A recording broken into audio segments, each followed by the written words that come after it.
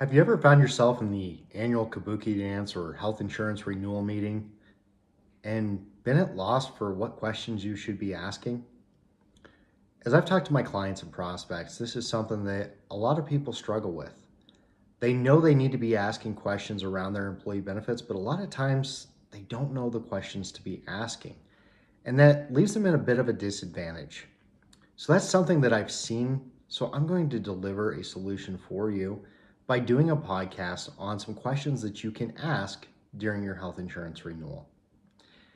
In case you didn't know, I'm Nick Leese. I'm the founder of Next Gen Benefit Solutions and your host for the Next Gen podcast. And each week, I get excited to get in front of you and have these conversations around employee benefits. Employee benefits is one of those things that is a huge cost driver in a lot of different businesses. Oftentimes, we're seeing it in the top 5 line items of a P&L. And that means that you have to pay attention to it. You would pay attention to steel prices or pipe prices or the price of tires, the price of gas. You look at the price of all these different metrics and you have a plan in place to help reduce those costs where you can. But unfortunately, health insurance has largely been absent of that. A lot of times clients haven't been able to know all the different things they can do to better control their costs, to be more compliant, and better communicate their benefits to their employees. And that's why I'm doing this podcast today, because you're going to walk away armed with some questions that you can ask that will help to really empower you and give you that control over your health plan that you need and that you deserve. So this first question is going to sound really basic, but it's one of those questions that for whatever reason doesn't get asked. And if it's not asked, results aren't given. And that question is, do we have any other options? Options are a good thing in almost every scenario. Being able to choose is almost better in every scenario. Yet when we've talked to our prospects and when clients have come to us, one of the things that we found is that oftentimes they weren't presented with any type of options. It was, here's your renewal. You got a decent renewal. It's 6, 7, 8, 15%. That's kind of what we're seeing in the market. So let's sign this and move on with our day. Well, that's not exactly the approach that we want to take here at Next Gen Benefits. So we want those questions to be asked, but more importantly, we're oftentimes going to offer up the solutions before those questions are asked. So here's some of the things that you might hear when you ask that question. You might hear, well, there's nothing else you can do. That's unfortunately a common one that we know happens, but it's likely that you have a good consultant. It's likely that your advisor has your best intentions at heart. So they might talk to you about things. Maybe you're fully insured. They're going to talk to you about a MERP or an HRA strategy to help buy down deductibles.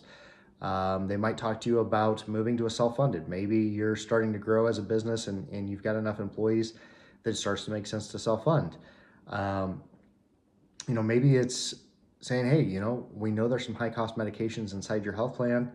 Let's put a pharmacy carve out and find a better way to source these specialty medications to help save your health plan money.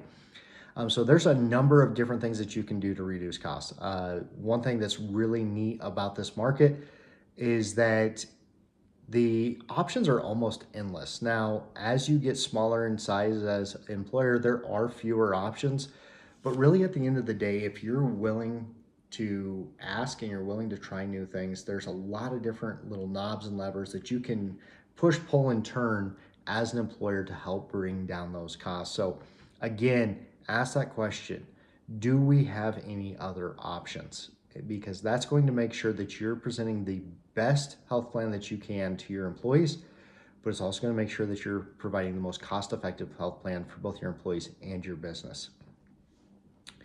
One of the other questions that I love to be asked is, what are some cost-effective ways that we can actually enhance benefits?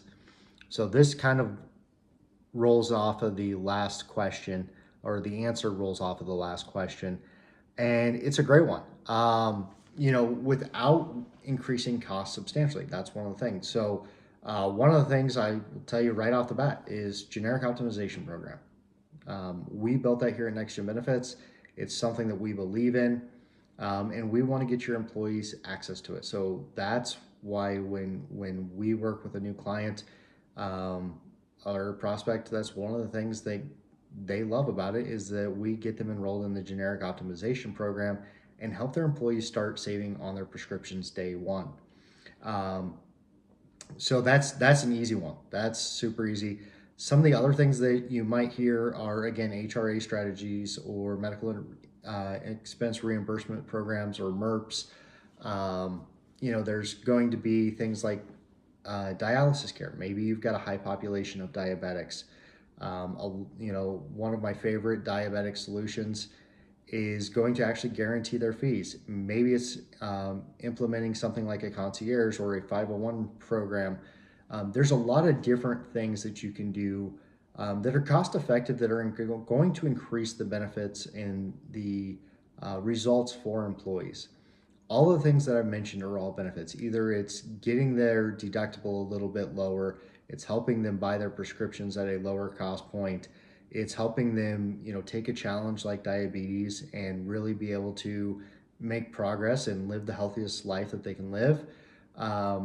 So yeah, there's a ton of things that you can do, but again, you've got to ask these questions because a lot of times you're not going to get these ideas relayed to you just willy-nilly.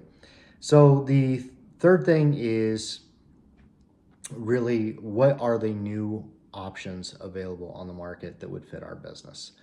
One of the things that I do that's rather peculiar, I don't know that everybody does this, but I actually allocate 3 to 4 hours every week in my calendar specifically to talk to vendors, to talk to salespeople.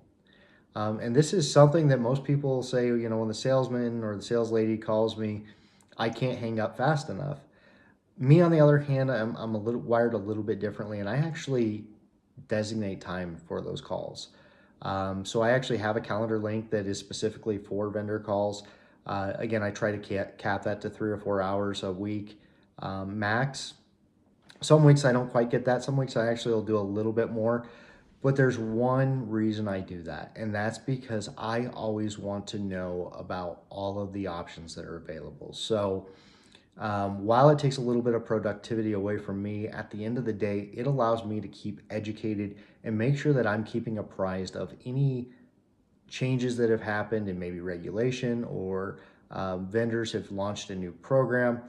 And as I learn about those, I sit there and kind of catalog and take notes on the different clients that these might be of benefit for. So sometimes we're going to have those conversations at renewal time.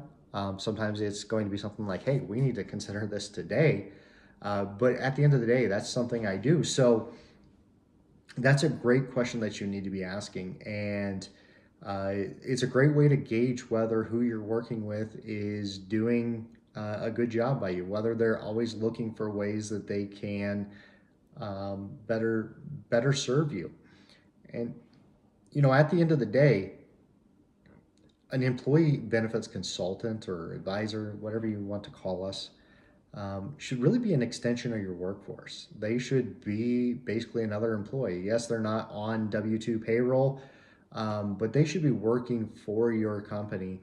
And so just like your other employees, that you're always asking them to give feedback, be looking for ways that you can improve processes or do things better, you need to be asking your employee benefits consultant to be doing the same. So that's a great question to ask is there anything new in the market that might be good for us?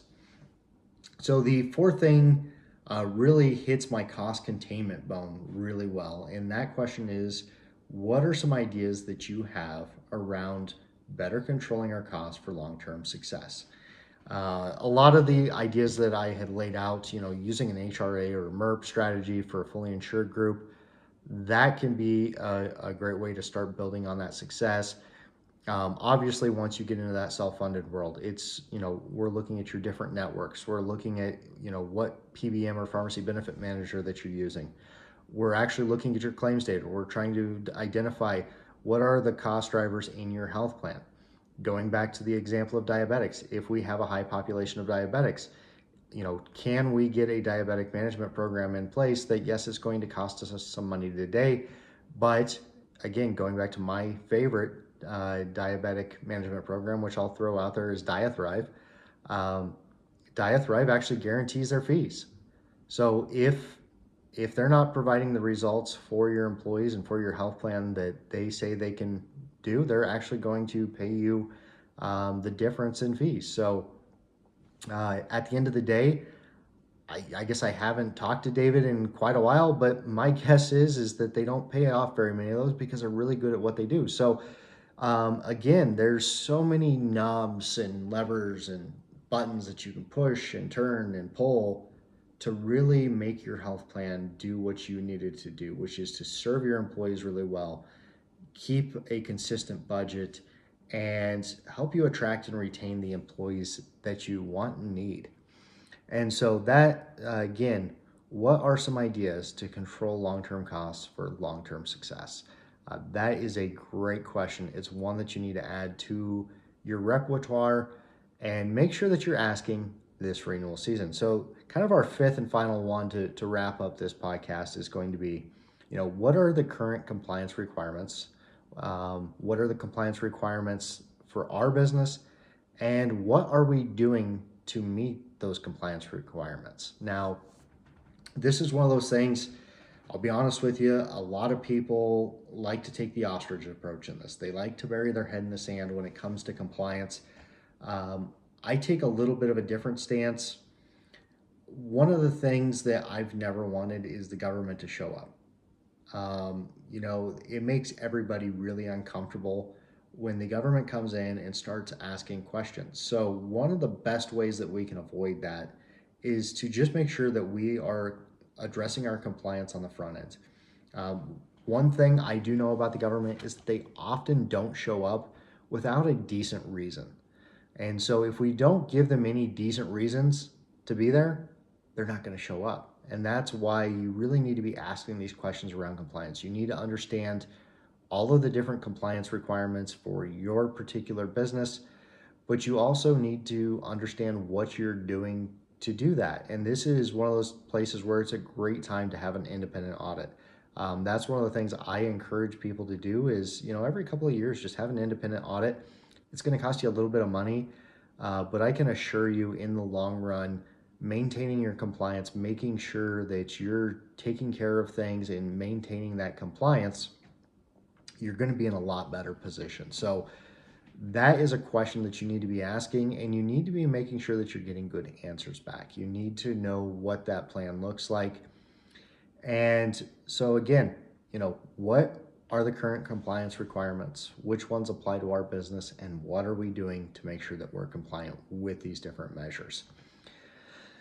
At the end of the day, there's probably a million other questions that you can be asking. But I believe that these 5 questions, if you're somebody that's struggled to come up with really good questions to be asking in your health insurance renewal process, these 5 questions are really going to give you a good boost. They're going to give you a good start. And what I'd really like to kind of wind this up on is that asking these questions, you're asking questions that a fiduciary would ask. And as you guys know, I've told you so many times that under the Consolidated Appropriations Act of 2021, as a health plan sponsor, you are required to act as a fiduciary for your health plan specifically. So when you're asking these questions, it's going to start eliciting the different options that you can consider, challenges that might be persistent in your health plan, but it's really giving you that knowledge, that intimate knowledge of your health plan, and helping you to make those good, prudent decisions that a fiduciary needs to make. And so when you implement these questions, I'm not saying that it gives you fiduciary immunity. That's not what I'm saying at all. But what I'm saying is that this is that first step into doing it. Now, you have to take action on these things. We can tell you about all the great different things that we can do for you from a compliance standpoint, a compliant or a cost containment standpoint, a communication standpoint. But until you take that action, that's, it's not enough just to ask the questions. But again, it's a great place to start. So hoping that this podcast was good for you, hoping that you were able to get some questions that you're going to take to your renewal meeting this year And make sure that you're asking to ensure that your program is running to the satisfaction of you and your business and your employees. So, with that being said, thank you for tuning into this week's edition of the Next Gen podcast. I'm grateful to have you, and we'll see you next week.